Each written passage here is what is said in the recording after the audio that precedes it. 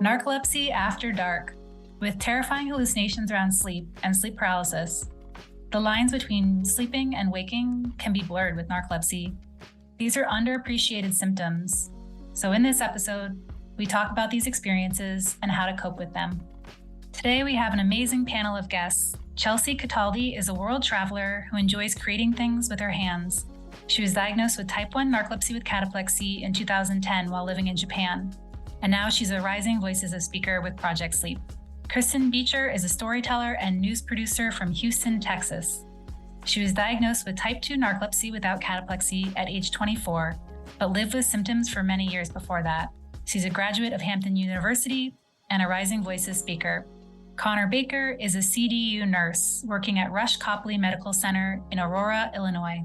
He was diagnosed with type 1 narcolepsy with cataplexy at 20 years old, and now he shares his story as a Rising Voices speaker. Welcome to Project Sleep's podcast. Project Sleep is a 501c3 nonprofit organization dedicated to raising awareness and advocating for sleep health, sleep equity, and sleep disorders. I'm your host, Julie Flygar. We're so glad you're here as we work together towards making sleep cool. On this podcast, all guests express their own opinions. While medical diagnoses and treatment options are discussed for educational purposes, this information should not be taken as medical advice. Each person's experience is so unique, which is why it's so important to always consult your own medical team when making decisions about your own health. If you haven't done so yet, please hit the subscribe button so you never miss a Project Sleep podcast episode. And if you enjoy this podcast, please leave us a rating or review wherever you listen so that we can reach more listeners and raise more awareness. The Narcolepsy Nerd Alert series invites listeners to dive deeper into specific topics relevant to living with narcolepsy. For more on this topic, please check out our corresponding toolkit, available for free on our website to download, print, and share. The link to the toolkit and other Narcolepsy Nerd Alert topics is in the show notes, or you can go to project-sleep.com. Hello, welcome to our Narcolepsy Nerd Alert about sleep paralysis and hypnagogic hallucinations. We're so excited to be here today. We're going to start with just going over the basic definitions of these terms and then getting into some example stories. So sleep paralysis is defined as the inability to move or speak for a few seconds or minutes when falling asleep or waking up. So this can include a sense of restricted breathing or crushing weight on the chest, and it's often accompanied by hypnagogic and hypnopompic hallucinations. Such a long word. Well, what are they? They are visual, auditory, or tactile. So seeing things, hearing things, or feeling things, or other sensory hallucinations upon falling asleep or waking up can happen while feeling awake. And we'll definitely talk about that. Are we awake? Are we asleep? What's happening? It's often frightening and confusing, and common themes include intruders, incubus, unusual body experiences. So this can also include, floating or flying or out of body experiences as well. Had a few of those. And I guess I'll just mention here really quickly, when we think about sleep paralysis and hypnagogic hallucinations and the difference between what someone might think of as a regular dream or nightmare. I know for me, I had experienced plenty of dreams or, scary dreams when I was growing up. But my first hypnagogic hallucination and sleep paralysis experience felt really different because it felt like it was happening in the very space where I was. And I think that's kind of a good distinguisher between talking about just dreams or nightmares versus these experiences, which is that they are often there exactly where you are, where you're sleeping or napping or, struggling to stay awake. And the things are in that space as opposed to going off in your dream to other places, flying above buildings or thinking you're at the mall or, stuff like that. Those are where you are kind of like in a dream experience going other places. So before we get to some of the other history, though, I just want we have some incredible speakers. We were joking before we came on here that perhaps this is like the Oscars of hypnagogic hallucinations and sleep paralysis. Our guests have very memorable experiences that have really stuck with us. So if they would be willing to share a little bit of those. Anyone want to go first? All right, that'll work. So I can go first. I've had multiple, throughout the years that I've had narcolepsy, and before I was diagnosed with it, I just thought they were really, really, really bad dreams. But um, one of the ones that sticks with me the most was right around the time I actually got my diagnosis. The She's currently my wife, but that back then we were still dating. Wasn't it like your first date? It was pretty close. I had just moved back up to Illinois, so we were still trying to figure out the whole narcolepsy thing. Not really sure what was how it had an impact on the relationship, kind of thing. So she got a she got a full dose of what all the sides of it could be that night. That's for sure. She had actually dropped me off from a date. I think we had went to go see a movie or something that night. And, I was pretty tired afterwards. I remember sitting down, and for a lot of these like hallucinations for me, they tend to happen as I'm falling asleep rather than waking up. And I can always tell it's going to be rough because I get a almost like you go over a hill too fast. You almost like lose your stomach kind of feeling. So I sat down, and this wasn't my first rodeo, but it was definitely a more memorable one. As I'm sitting there on the couch, had the feeling of my stomach leaving me, and I remember feeling my head slump forward and not really being able to move, which initially, startled me. But quickly afterwards, I started hearing feet running through the house, like bare feet on a wooden floor, which was weird because I was the only person in the house at the time. Pretty late at night, I'd say probably close to 10, 11 o'clock. Only one in the house, but I kept hearing these feet running across the floor. I, of course, tried to move, get up. Nothing was responding, nothing was working. So I am convinced that there's someone in the house with me. Those feet quickly run into the kitchen. All this is happening behind my head. I can't see anything. I can only hear the feet running around. Feet quickly turn into things breaking and doors slamming in the kitchen. And I'm trying to call out, get up, grab my phone, just anything, because I can see everything going on around me. But like I said, I can't move. Just stuck there on the couch. Well, I have a moment of peace, if I want to call it that, because the banging and the breaking and the feet running around stop for a moment. What winds up happening after all the running around in the house, there's this voice of like this, it's almost like a sounds like a little girl that starts laughing behind my head. Of course, I can't. I'm trying to turn to the side and look, trying to move, but I can't. Just I can't even call out for help at this point. And it feels like that goes on for forever, a long time.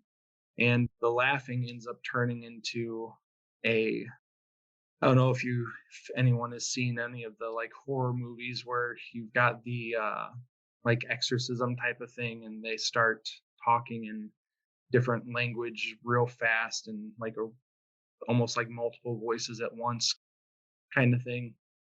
Can't understand a word that it's saying, but that little girl is no longer laughing. She's doing that behind my head. And that goes on what feels like forever.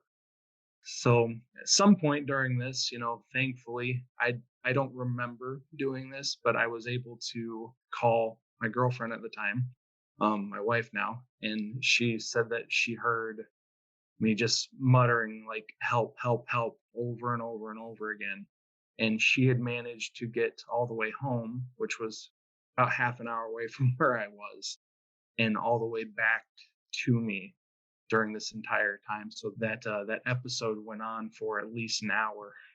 Thinking back on it now, where I had the mysterious little girl whispering and laughing and running around through the house, and me stuck on the couch. So scary. Has she ever returned or To that extreme extent, no, but she the running around, the feet run around on the floor, that happens on a fairly regular basis, and it gives me a nice little flashback every time every Mhm. time it happens. I feel like they're often why are they so noisy? Why are they always banging around in the kitchen and Well, they got to I let you know they're there. Yeah, exactly. Well, thank you so much for sharing that, Connor. Let's see, Kristen, did you want to share a little bit about your hypnagogic hallucinations and sleep paralysis experiences? Yes. This one isn't as scary, although I have had some like terrifying ones. But I think this was when I was just trying to get diagnosed. So I didn't have a diagnosis yet, but I was pretty convinced that I had narcolepsy. And I started a new job, and I'm a news producer, so I worked overnight, which means that I came to work at like 10 o'clock at night and I got off at 7 or 8 in the morning. And most people would be very sleepy. I was trying to figure out if I had narcolepsy. I was extra sleepy at that time. And everyone in the office had already begun talking about the girl that's falling asleep all the time. I didn't know this yet, but they had been telling my managers, like, she sleeps when no one's here. And so I didn't realize that I was falling asleep. I knew that sometimes I knew I was falling asleep. I didn't realize I was falling asleep as much as I did.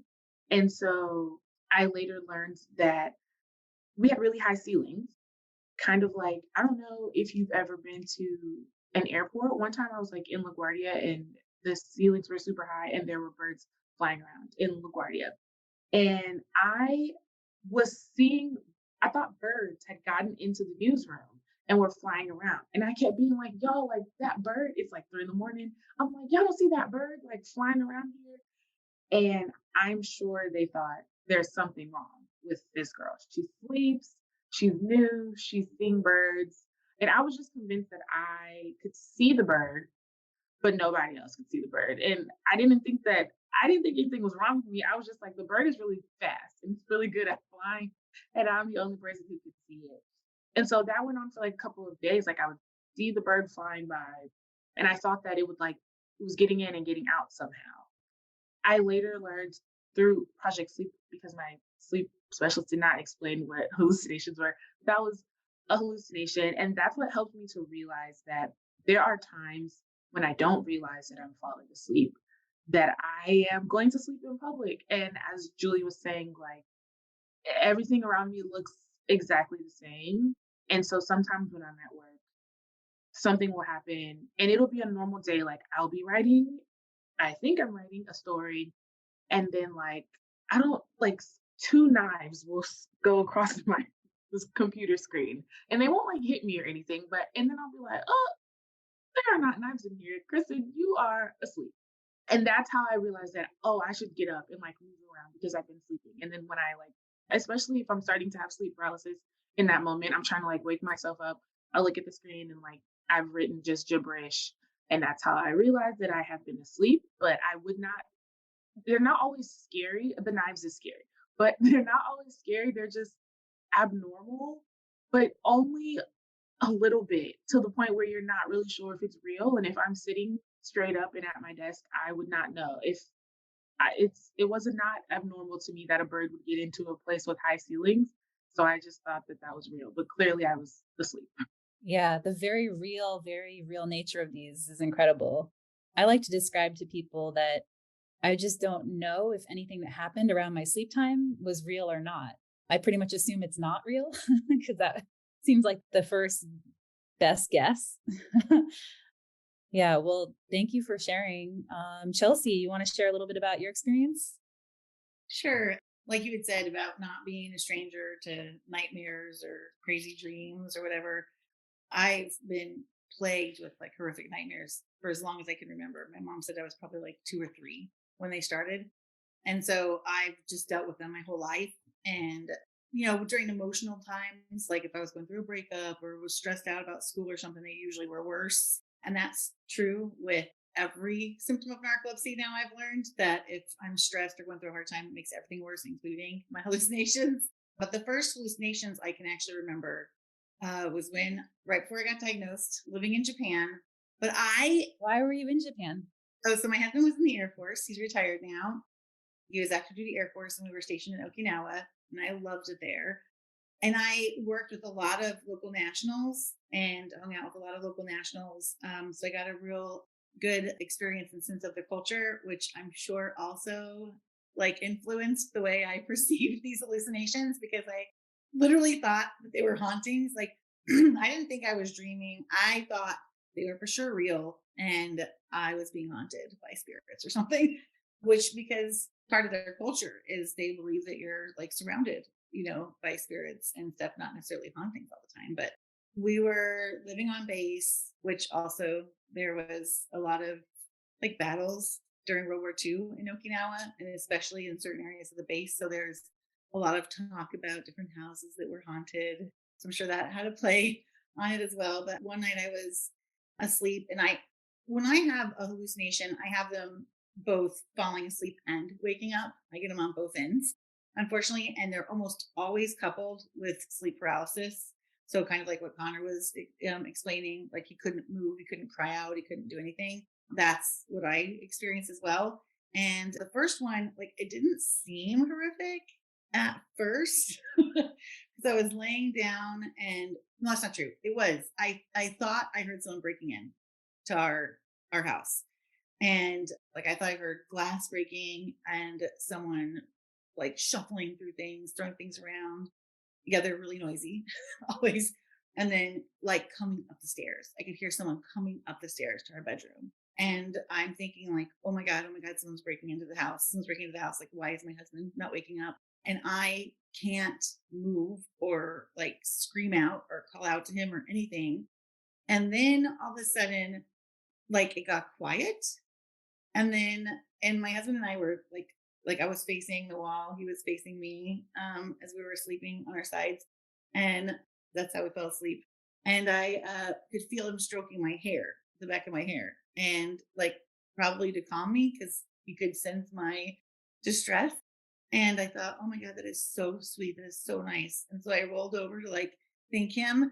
And he was dead asleep facing the other direction. But I had physically felt somebody stroking my hair. And I thought, like, this is unbelievable. So naturally, it was a ghost, right? That was stroking my hair. So this stuff happened all the time. I would feel things like smack me, and I would wake up. I could still feel the sting on my skin. I had instances, and some of them were okay and kind of like fun. Like my dad, when we were kids, used to pull our toe, especially our big toe. He'd come up and pull on it to wake us up. Not hard, just like a little tug on our toe. And I've had that so many times. Like I can feel the sensation of it tugging on my toe. And I'm thinking, what's my dad doing in my bed in Japan as I'm an adult and I'm married? Far away, and then you wake up, nope, not there. And yeah. And so I remember like telling my husband this, and he's thinking, my God, she's losing her mind, what's going on? I'm telling the people I work with, and they're like, oh, your house is haunted. You should do this. You should do that to get rid of these spirits, Yeah. And then when I finally went to a doctor to talk to a doctor, which I went because I started experiencing cataplexy, which is what led me to see him, he's like, well, tell me about your sleep. And I'm like, you don't want to know about my sleep. And I thought for sure if I told him, he'd think I was crazy. Because I knew they were real experiences. Like I had real sensations with them. They were so different than dreams. And what did he say? Didn't he say something about? Oh, well, he said so when I got diagnosed, so I ended up having to go off base to a Japanese doctor and a Japanese clinic, not a military one, to get the actual diagnosis because they didn't have the ability to do it on base. And actually, like ironically, narcolepsy is much more prevalent in Japanese than it is in Americans. They carry the HLA at a higher percentage. So there's much more people like per capita in Japan with narcolepsy than in America. So I guess I was in a great place for it, to get diagnosed. The doctor asked me, he said, he's this older, very traditional Japanese doctor. And he said, what did you think was happening to you? And I said, I thought my house was haunted. And he said, old way of thinking. It was like, okay, touche.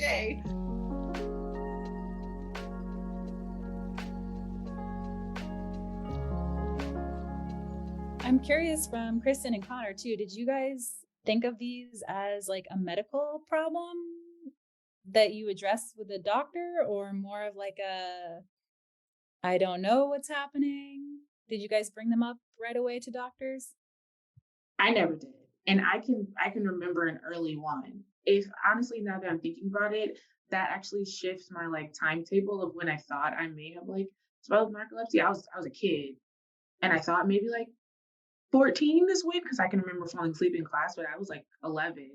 And I remember I was sleeping in my mom's room because the night before I had felt really sick in the night. And so I slept in my mom's bed that night. And then I remember a, and I can draw it, like it's so vivid, which is why I believe it was my first one. And now that I think back, I'm like, Kristyn, why did you think this was real? It was like a snake, but it had like no eyes, so it kind of looks like a worm. And I was a kid, so it was like a very childlike version of something. And it came up and bit my hand. And I woke up screaming and it still hurt. Like I can still feel it now, but I could feel it then. And it's so crazy that you said that I ever talked to a doctor because the very next night I had a seizure, which is completely unrelated. I was taking like medication as a child. And so my mom was saying like 3 nights in a row I slept in her room because the first night I didn't feel well. The second night I had the like bite thing and woke her up and she was so afraid. And then the third night I had a seizure.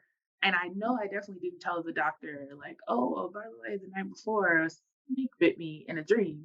I just thought that I was having a bad dream. And I honestly thought that like the bad dream was like some sort of sign that I needed to stay in my mom's room. She would not have known that I had the seizure if I stayed in my own room the night before. But I was 11. So maybe that was my first hallucination. And I definitely didn't tell the doctor about it. Wow. It changed my timetable a lot too. Actually, as I was preparing to do this Nerd Alert, I was thinking about the dreams I've had and different things I've experienced. And I'm like, you know what? I can recall having auditory hallucinations years before. So, but I didn't have cataplexy or any of the other stuff. And it definitely got much worse. But it definitely shifted my timetable too. So that's really interesting. Yeah, to be honest, the certain things that happen pretty regularly with me still, like call him the shadow man. This someone that I see out of the corner of my eye, or down at the end of a hallway whenever I'm just like at the hospital. It's really freaky because I work nights, so my heart jumps a little bit because I'm thinking someone's out of the room that shouldn't be moving around. But the shadow man, I'd say I'd probably had been seeing since I was like 8 years old. Yeah, I was right around 8 years old. It was probably the first time. But like everyone else was saying, it's not. I didn't necessarily have all the other symptoms with it. I just kind of attribute it to really bad dreams, and then when they got really bad to where like I knew that I was awake. Like it wasn't I'm asleep and I'm dreaming, or like I could pass it off as a dream. I was 100% certain that I was awake when these things were happening. I was living in Louisiana, and I'm a little, I wouldn't say superstitious, but is thinking like some voodoo stuff was going on down there. So I didn't want to sound crazy to anybody. But when it followed me back up here to Illinois, I kind of had an idea that like, I'm kind of meeting all the, did the good old WebMD self-diagnosis thing. And I kind of was like, I might have narcolepsy. And that's when I started like reading about the sleep paralysis and the hypnagogic hallucination. So I still don't want to talk, being a nurse, it's like, it's fine to talk about these things, but even still, like to this day, it's like not something that like I would bring up to the doctor just because it's, you're scared of what someone might think kind of thing. But, like, like Chelsea said, it's an old way of thinking. Yeah. But I do think there are doctors who aren't familiar with it. And if we don't necessarily use the correct terminology or describe it just right, that they would think that, we're having hallucinations that don't have anything to do with the change in wakefulness, and that we're just having an actual hallucination because they seem like that, and the change in wakefulness is, God, it's so slight. It's so hard to describe and get a grasp of it because, I mean, when I lived in New York, I had gone through a bad breakup and I was having horrific nightmares. They were really impacting my life. Like there were times where I would call into work because I had to go into work late because I had a night of nightmares, and I couldn't function. You Like mean the hypnagogic hallucinations or nightmares? they were not hallucinations, they were nightmares. They were like just horrific nightmares. Usually they involved me being sacrificed, like literally burned at the stake. And I mean, really horrible, like violent, just horrific, like dreams, nightmares. And I would wake up and I would just be like, I felt like I lived through them, but not like I didn't have any physical sensations or sounds or anything like that. But I was just exhausted, you know, and I was shaken from them. So I started seeing I looked it up, and I wanted to specifically see a Jungian psychoanalyst who did dream therapy. And I don't even know what they would call that now because terminology changes all the time. But I found this woman who, but she specialized in that. And I saw her and went to her for, I mean, a couple of years, probably year and a half or so. And she helped me tremendously. And in the beginning, she suggested, because I liked to paint and create things, she suggested that I started painting these horrific Oh, images yeah. in my dreams. Yeah. So, yeah. Well, we're going to get to that in a little bit. Yeah. So I did. So, yeah. Do you want me to stop there and we can talk about that? Yeah, we'll get to that in a little bit. So just a little bit of history too, because, you know, I think for each of us that has experienced something like this, you know, it feels like so out there, but people have been experiencing hypnagogic hallucinations and sleep paralysis for a very long time. It's been described for at least 2,000 years and across many different cultures. And it's not just people with narcolepsy that experience this as well. Different studies will say different numbers from what I could tell, somewhere between 8% to 30% of the general population has experienced things like this at some point in their life. For people with narcolepsy, it's just much more consistent that we experience these. But even the word nightmare that we now think of is kind of like what Chelsea was describing. It's from the Old English word mare, I guess, a malevolent figure who lies upon and immobilizes or suffocates sleepers. So really, even that term first was really describing a hypnagogic sleep paralysis, you know, kind of like that feeling like someone's on your chest. And that, you know, there's been many interpretations. We love as humans to interpret and find meaning from things. And so there's certainly, you know, tons of dream interpretation throughout time, but also for these specific experiences, you know, thought of as supernatural causes, witches, old hags, ghosts, demons, vampires, aliens.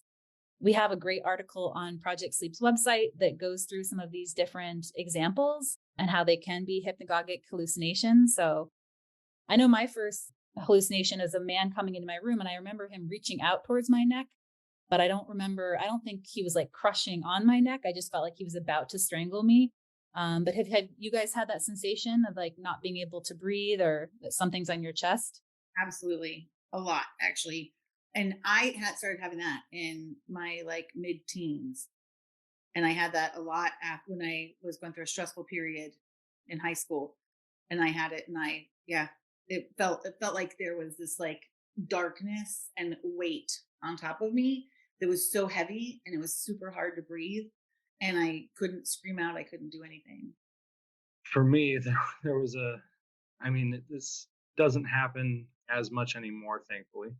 But the times whenever I have those, there was a point in time where it was nightly, and it was so bad that me and my wife, we weren't sure if we were going to be able to share a room together, because I don't have the flight instinct where I wake up, you know, just scared or scream or anything like that. I typically lash out whenever I have the where someone's holding me down or, you know, trapping me kind of thing.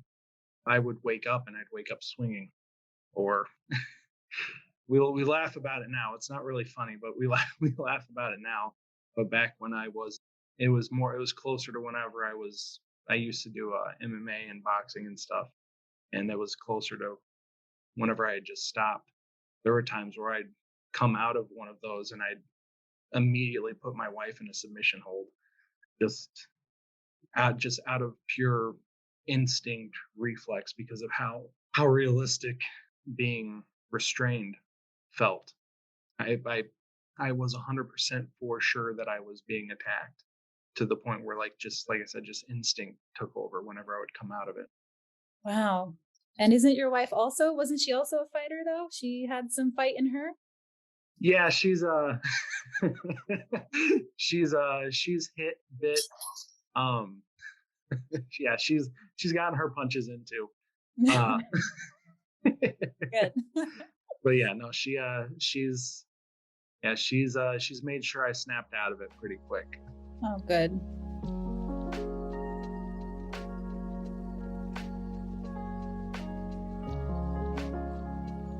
So, strategies for dealing with this. I think it's always really interesting to try to think about how can we make them better. It's tough, and there are no treatments that are specifically like FDA approved to improve these.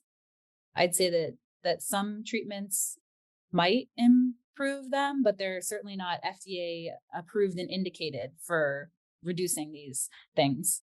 So in general, some strategies could be, anxiety management, sleep routine, keeping a regular schedule, looking for patterns and emotional preparedness, environmental triggers, even pets' behaviors. So I know for myself and many people talk about like getting their sense of reality from a pet and realizing what could be happening or not happening based on that and looking for creative outlets.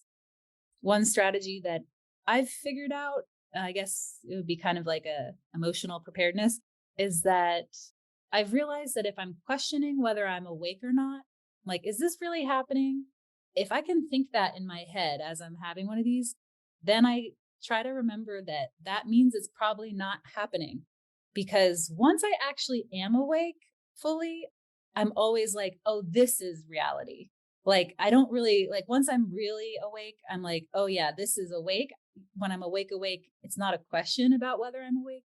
And so I think sometimes when I'm able to realize I'm questioning whether I'm awake, I probably am not. I have a question. Does that work for you? Sometimes a little bit. That's awesome. I need to get there. I feel the same way. Like if I am questioning whether this is reality or not, 100% it's not reality. Like I never question if this is reality when I'm awake and alert. But for whatever reason, I don't have the wherewithal to realize that if I'm questioning it, it's a dream. Yeah. Yeah. Well, yeah. I mean, and even the transition, we talked a little bit about that, but that transition between a hallucination and then being in your environment, I had like a mini jar of mace. And, after one hypnagogic hallucination, living in an apartment, I started walking around the apartment with the mace looking for the burglar. And like 10 or 15 minutes go by and I'm walking around, in reality, looking for the burglar. And then remembering I've been diagnosed with narcolepsy now at that point for like 8 years. Like, oh, the intruder. Oh, geez. Wow. Probably that thing that happens to me all the time. But how do I end up with the mace walking around the apartment for, 10 or 15 minutes before remembering that, like, duh, it wasn't real. So it's certainly, I don't know if I really have any exact solution. How about you guys? Do you have any strategies for coping with these? I don't know if it's a coping strategy or if it's just, I know that if I'm really tired or exhausted, I am going to have more hallucinations. I'm going to be more prone to having sleep paralysis. So, like, if it's Wednesday and I've had this every night this week, I'm like, okay, I need to do something different. Even if I'm going to sleep on my normal time, I need to maybe try to get some more sleep and try not to look at my phone, try to see what is like emotionally triggering me if I'm like super stressed about something, because it's not going to get any better. It's only going to get worse. And then knowing that I have the chance of having sleep paralysis, which scares me so much, I will not sleep, which will then make me more tired. So it's kind of a coping strategy that happens after the fact. I don't have a way to like stop them, but I feel like I have a way to help slow them down, is to just try to be as rested as possible if I'm noticing that like they're happening every night. Yeah, it's a vicious cycle. I have felt the same way. And I know that once I start having them, I'm more likely to have more of them. And then it's terrifying. And so you don't want to sleep. And being terrified and not sleeping actually increases the likelihood of it happening more. And yeah, it's a vicious cycle. I know for me it's stuff that it's kind of funny, but it's stuff that, they tell everybody, oh, do X, Y, and Z to, sleep better. Don't look at your phone for a couple hours, turn the TV off like an hour or two before bed. Don't make sure you don't eat before for a couple hours before you go to sleep. Just doing like actually being on top of those things tend to help some, like somewhat. It's not necessarily a guarantee, but it does help somewhat, at least for me. As for when they happen, though, like coping strategies, we found out that we actually found this out through a smart aleck comment that I made to my wife one night whenever I was coming out of one of them. I was, I woke up screaming, and it was a bad moment. And I was still half asleep. I had taken Xyrem to help me, sleep that night. And it was still kind of working. I don't tend to have a filter when that's working and I wake up with that in my system. She asked me, she's like, well, what can I do? Can I help you? I said, I said, what are you going to do? You get scared of everything. So she's like, well, do you want me to get one of the dogs? I was like, yeah, get Bella. I know Bella will actually protect me. Bella's my little 50 pound like pit mix. And so that's kind of the go-to now, is whenever I wake up from an episode. A lot of the times it's kind of a cycle where I'll have one, I'll come back to for moments, and then I'll fall back into it. It just happens over and over and over again. It can happen for hours. But for some reason, whenever we get my little 50-pound pit in the bed with us, she kind of just like centers me, I guess, like grounds me to reality. Thankfully, the dog entertains my my momentary lapse of sanity. And whenever you feel the need to sleep, for me especially, if I fight it, I'm guaranteed it's almost like a for sure I'm gonna have an episode if I try and fight the exhaustion and the sleep. I have a little tiny dog, and she sleeps next to me, and we're almost always touching. She's against me in some way, or I have my hand on her. And if I have a hallucination, she would be barking her full head off if someone was breaking into my house or was in the room.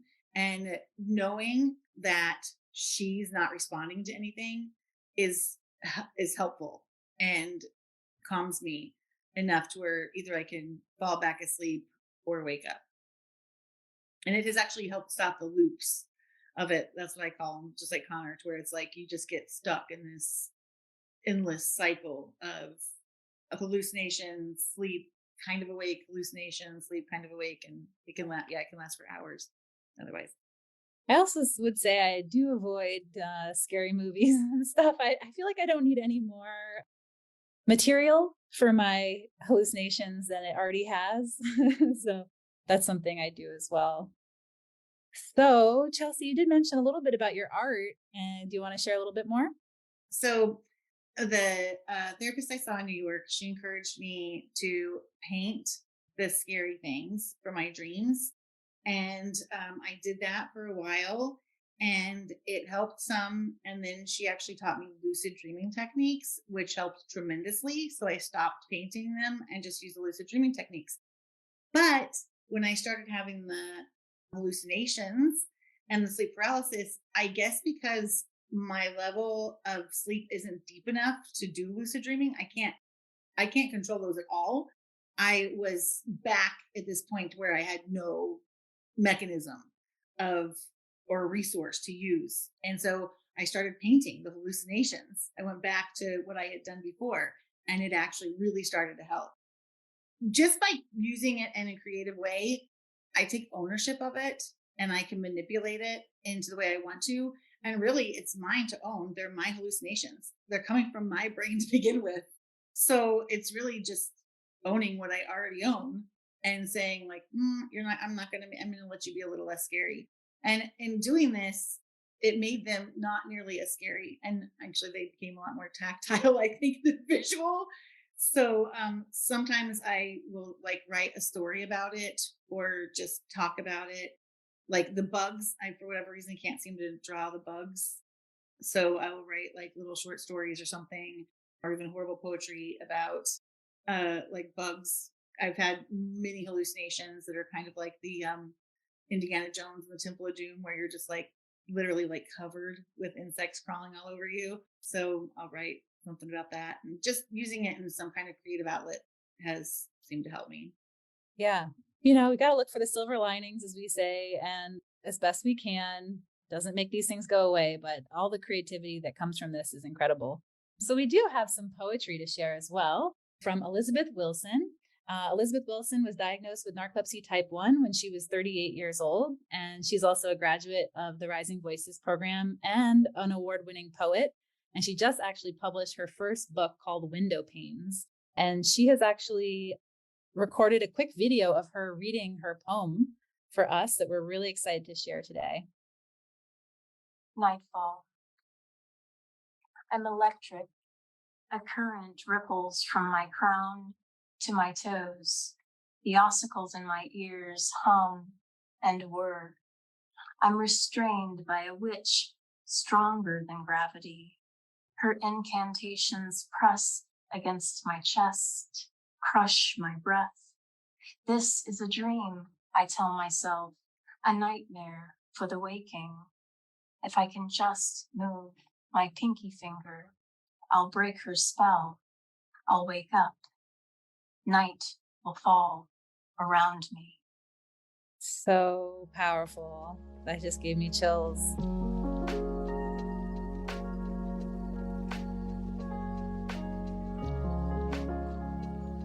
Well, if you guys can't get enough of this topic, I recommend this book, The Terror That Comes in the Night. It's a really interesting book about looking at people's experiences in Newfoundland, in Canada, in particular. And he does go through and describe a lot of different history of a lot of different cultures. And it was so validating to so many of my hypnagogic hallucination experience. And it brought more back to me, that I'd forgotten about. So reading this book, I think I just looked at it again. I hadn't looked at it in years. And all the notes I'd put in the sides, I think I probably read this before I wrote my own book. And a lot of the hallucinations that I end up including, I felt very validated by hearing other people's very similar experiences from this book. So definitely recommend that if you want to get more into this topic. And we do have this great article on our website about spooky nighttime visitors, paranormal, or parasomnias by Rebecca Fuoco. So check that out as well.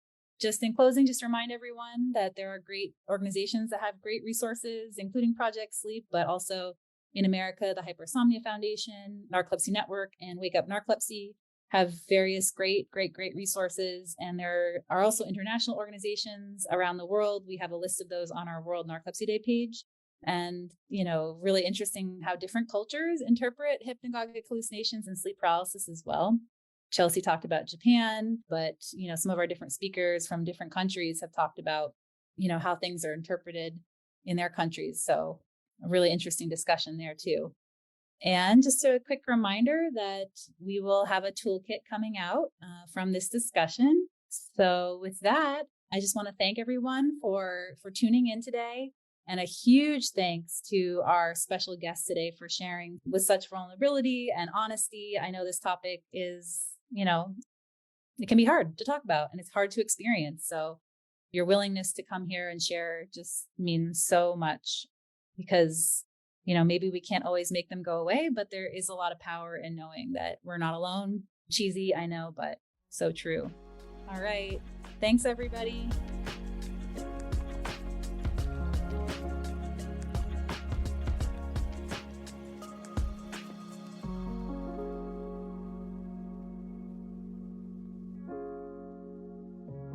The Project Sleep podcast is produced by Carver Sound Productions. For more information on podcast production services, visit carversoundproductions.com.